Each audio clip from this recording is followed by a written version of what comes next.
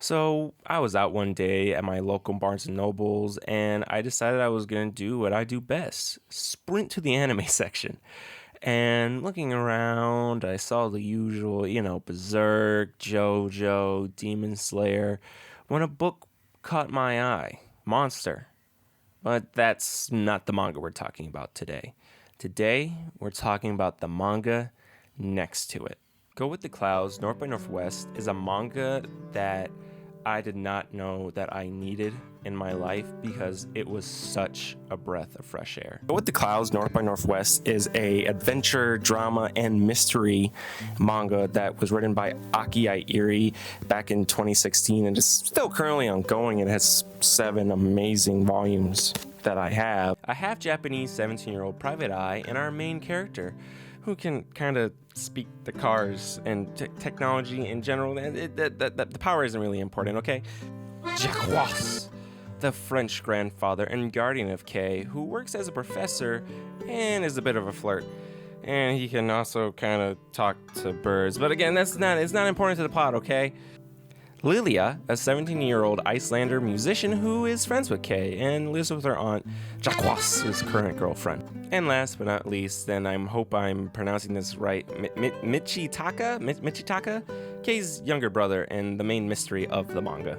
And all of this takes place in Iceland for the most part, a unique location that Aki describes in great detail and truly makes you appreciate the setting of Iceland. She says herself in her afterword in the first volume, "For my next serialization, I had thought that I'd draw the soil and make a story about underneath the earth, something about dirt, fossils, minerals, plant roots, and the animals and microorganisms. With this in mind, I read books on botany and geoscience, and what interested me the most in these books was the island and volcanoes and glaciers. Iceland." You can truly tell that she appreciates the setting and culture not only in her art, but writing as well, even going so far to add little drawings on the back with the Icelandic words to accompany them. The story is kind of split into 2 portions. Kay works as a private eye, doing small mysteries like following spouses, looking for lost dogs, even runaways. At first, this seems like a nice, relaxing mystery novel where Kay is just going to solve tiny little mysteries and that's going to be the whole plot. But things quickly get complicated for Kay. In the first couple chapters of the manga, we find out that Kay has left his younger brother back in Japan with his aunt and uncle, but soon loses contact with them. And then a police officer shows up saying that his brother is connected to and is the prime suspect in a murder investigation that leaves Kay to look for his brother, who he suspects is in Iceland looking for him. And that's where I'll stop, as I don't want to spoil too much of the story. I do recommend this manga simply because of how relaxing the storytelling is. Like most adventure and mystery novels feel as if the character has to keep moving, where it feels that necessity of the plot has to keep advancing in some progressive way. This manga doesn't feel like it has the obligation to do that. I would also put on its tags a slice of life and a coming of age story, if anything, for Kay. Again, in her afterword, Aki says this: "I hope you'll continue seeing through the eyes of this young man on his journey of growth and self-discovery across Iceland until he reaches his destination." Because not only does Aki just focus on this big mystery that involves his brother, but also of the fact of his job as a private eye, and not just his job as a private eye, but just him being a 17-year-old with a jeep and an island to explore. And I know what you're thinking, and I've seen a lot of reviews talking about it. Oh my god, it has to destroy the pacing. That has to be awful. In reality, Aki does a really good job. A lot of times what she'll do is she'll address the main mystery involving his brother, and then eventually what ends up happening is Kay will either convince himself that everything is fine, or he'll resolve the current issue at the time, and then he's like, all right, and then they move on. It makes sense.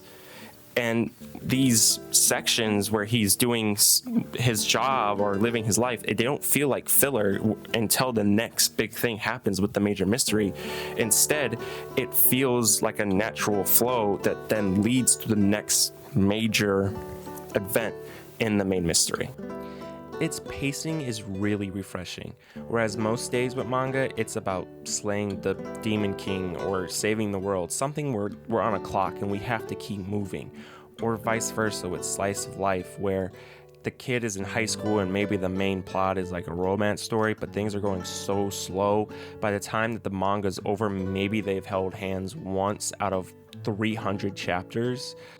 I believe overall that the pacing is really good, and no matter what the story is currently focusing on, there are stakes in it. Be it Kei's work as a private eye, he generally gets invested into his cases. Or when he's relaxing, it usually is him building a bond between his grandfather or his friends. Just through the art and the writing alone, you can really tell that Aki is very passionate about what she's writing about. She's not just trying to write about this mystery involving these two characters, but is instead trying to write about this journey of a young man in a new place that he is trying to make his home, in a place where he feels where he kind of belongs versus a place where he didn't. This is like my fifth take of this line, but it's so infuriating for me trying to figure out a way to describe this. But it's basically when someone is so passionate and you can feel it through their work, it makes it so much more interesting, at least for me, to read. It doesn't matter what type of media it is, reading, videos, movies. When someone is passionate within their work, you want to continue looking at it. And for someone who makes YouTube videos literally talking about things that he likes, it resonates with me on that level as well. It just overall is a different type of storytelling. Storytelling that instead of trying to tell you a story, even though it's there, the mystery is there, it comes back and instead tries to tell a going with the flow type of story, like how life is. Day to day, you're not going to just be focused on the same thing constantly. And I think that's what Aki is trying to capture. She's trying to capture a life. No matter how mundane it is, no matter how exciting it is, she captures it and tells it all through Kei's eyes, and we just have to sit with him. Even their quote-unquote powers, I feel like, are symbolism. I know I made fun of them earlier. I mean, how do you not make fun of a guy who literally talks to his Jeep and an old man that can control birds and how they fly? All right, it sounds crazy on paper, but maybe I'm just getting into my conspiracy theory brain here, but it makes sense to me when you read it and you find out that Kei, because he's half Japanese, he maybe felt isolated by his other Japanese pairs, which is a big problem in Japan. And so he felt like maybe he could only relate to inanimate objects, the technology around him. And Jaquas, right? He's a womanizer, but he doesn't care. He literally tells his current girlfriend that he's going to break her heart. He's literally a free bird. He controls birds, and he's a free bird.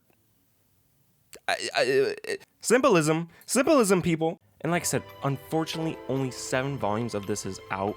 And it's so irritating when you're reading a story and it's really good and you want to know what happens next. No matter how bizarre, no matter how mundane this story gets, it is keeping me on the edge of my seat. I can't wait until volume 8 comes out. I can't wait to read it. I can't wait to know what's going to happen next in Kei's journey. Either it be the mystery or simply just him living his life. This is definitely a read I recommend to anyone who feels like life is becoming a bit of a drag and just wants to slow down and go with the clouds. And that's going to be it for this video, guys. I just really did enjoy reading what's out so far of this. I think it was a really great find. I hope you guys give it a read after watching this video. And so yeah, I just really wanted to talk about that. And I guess I'll catch you guys in the next video. Bye-bye.